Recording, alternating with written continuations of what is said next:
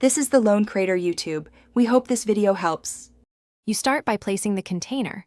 Open your document and insert a text box. This gives you a movable, resizable area for Word content. Draw the box roughly where you want it, because box size affects layout.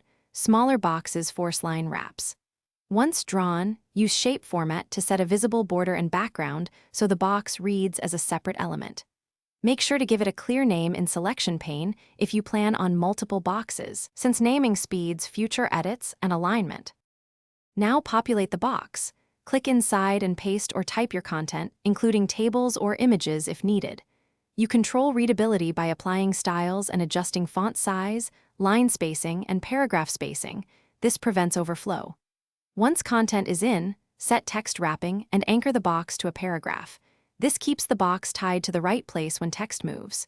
If you need columns or internal layout, insert a table or set columns inside the box to structure content precisely.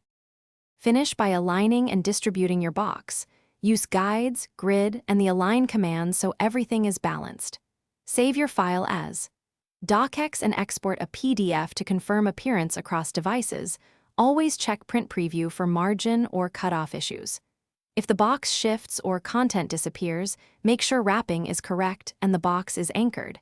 When things fail, convert the box to an image or use the selection pane to reselect hidden objects. This resolves.